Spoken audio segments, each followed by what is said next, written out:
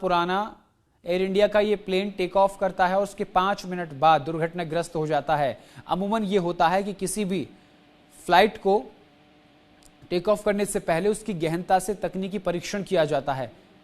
बावजूद इसके एक बड़ा हादसा हो गया। किस तरीके से देखते हैं आप, टेक्निकल खामी या फिर कुछ चुनौतियों को नजरअंदाज किया गया? अब देखिए, 3 महत्वपूर्ण तथ्य जो है मैं सामने रखने होंगे। पहली बात कि ये हादसा कब हुआ, टेक ऑफ के समय हुआ, और किस स्थिति में हुआ कि जहाज जो है लगभग 1 मिनट या 1.5 मिनट जो है उड़ा होगा, यानी कि ये 10 से 12 किलोमीटर पर जा पाया। तीसरा जो फैक्टर है वो ये कि जब टेक ऑफ करते हैं तो जहाज का वजन सबसे ज्यादा होता है। मीन्स कि इसमें देखिए तेल पूरा भरा है, क्योंकि इसको 9000 किलोमीटर, लंदन जो है अहमदाबाद से 9000 किलोमीटर दूर है, 9000 किलोमीटर उसको यात्रा करनी थी, और उसके लिए लगभग 1.25 टन जो है इसमें, सॉरी 1.25 लीटर जो है इसमें ईंधन था।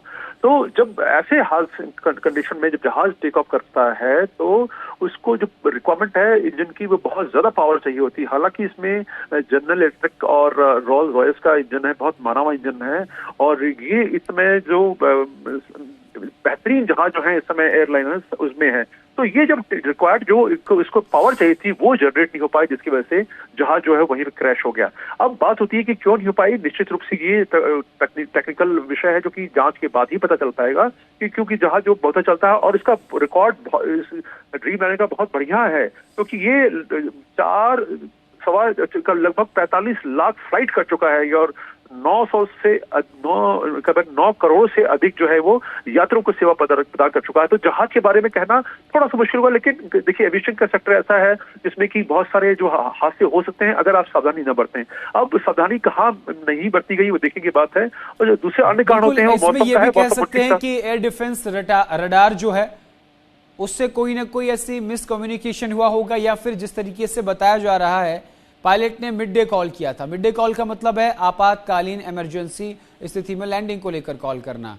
तुरंत कार्रवाई नहीं की गई, क्विक रिस्पांस नहीं मिला, जिसकी वजह से ये हादसा हुआ। देखिए अब नहीं, आपका सवाल अच्छा है। देखिए अगर उससे मेडे मतलब मैं अब बहुत ज्यादा मुसीबत में हूँ, मेरी मदद कीजिए, लेकिन आप जिस अवस्था में है उस समय उनकी मदद ईश्वर के अलावा कोई कर नहीं सकता था, क्योंकि वो मदद क्या करेंगे। आप उनको बोलेंगे भाई कि आप नॉर्मली क्या जहाज अगर 1-2 किलोमीटर होता था, बोला जाता कि भाई आप अपना तेल जलाइए और लैंड करिए, और बाकी हम सब जहाज को साइड में कर देते हैं, आप आराम से लैंड करिए।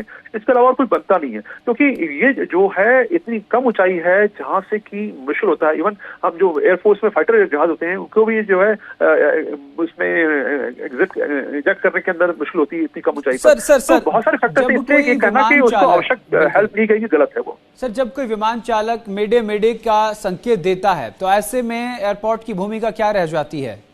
देखिए जो मेडे बोलता है उसके लिए 1 to 1.95 फ्रिक्वेंसी तय है, और वो पूरे विश्व में सब उसको फ्रिक्वेंसी मॉनिटर करते हैं, चाहे वो एटीसी हो चाहे दूसरी एजेंसी हो। और ये माना जाता है कि ये पूरे ह्यूमैनिटेरियन लेवल पर जो भी सहायता हो सकती है, इवन जो जहाज हवा में हो उन्होंने भी सुना होगा इस मेडे कॉल को, तो जो भी हेल्प कर सकता है इस जहाज की उस समय वो हेल्प करे, ये होता है। इसलिए मेडे का ये इंटरनेशनल रूल है, ये आईकाओ का रूल है, ये ऐसा नहीं कि भारत में है ये। लेकिन अब वो क्योंकि ऐसी स्थिति में था कि आप उसकी मदद उसमें ज्यादा कुछ कर नहीं सकते थे आप, और ये क्योंकि अगर टेक ऑफ करेगा, स्पीड भी बहुत ज्यादा नहीं थी, स्पीड इसकी कम से कम 700-800 किलोमीटर होनी थी, जो कि स्पीड इसकी कुल मिलाकर 200 थी। तो जो परिस्थितियां विषम थी इसमें कोई शक नहीं है, और ऐसे हादसे बहुत होते ही नहीं है। और जहाज इतना, ये जो काबिल जहाज है कि इसमें संभावनाएं कम होती है, लेकिन अब ये दुखद घटना हो गई है कि निश्चित रूप से चिंता का विषय है कि ऐसा कौन हो। बिल्कुल सर, क्या भारतीय एयर डिफेंस जो है वो सिविल एविएशन को पर्याप्त सुरक्षा देती है?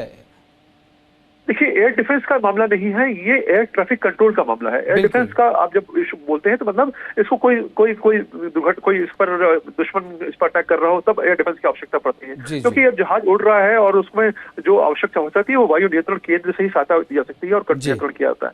तो इसमें एयर डिफेंस आप मत कहिए, आप कहिए एयर ट्रैफिक कंट्रोल की जो बिल्कुल सिविल एयर ट्रैफिक की बात कर रहे हैं।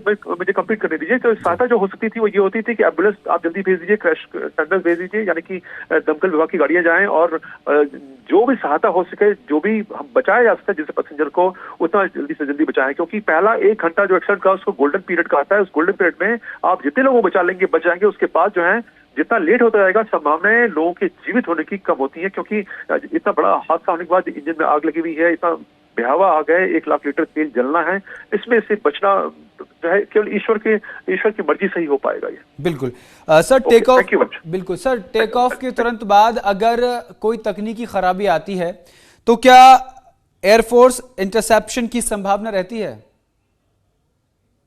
देखिए ऐसा नहीं है, इसमें एयरफोर्स इंटरसेप्शन की संभावना की बात नहीं, क्योंकि आप वो ऐसी परिस्थिति में आप कुछ क्या करेंगे, आप बताइए। अगर आप जा रहे हैं और आपके ऊपर एकदम से कोई पहाड़ गिर जाता है तो आप कौन क्या बचा सकता है आपको? तो कुछ ऐसी परिस्थितियां होती हैं जो कि ऐसा जिंदगी में ऐसा जल्दी होता नहीं है, बहुत कम होता है, रेयर फिनोमेना होता है, लेकिन अब ऐसे हादसे हो सकते हैं तो आप कुछ नहीं कर सकते। लेकिन ये है कि ये टेक्निकल एरर हुआ तो क्यों हुआ, वो अब हमको जांच करना होगा, तो देखना होगा कि भविष्य में ऐसा ना हो। सर आखिरी सवाल है सर, आखिरी सवाल ये है कि ये पूरे हादसे को अगर एक नजर में देखें तो क्या समझा जाए, तकनीकी खामी या कोई ना कोई लापरवाही? तकनीकी खामी। जी, बहुत बहुत शुक्रिया सर हमारे साथ जुड़ने के लिए।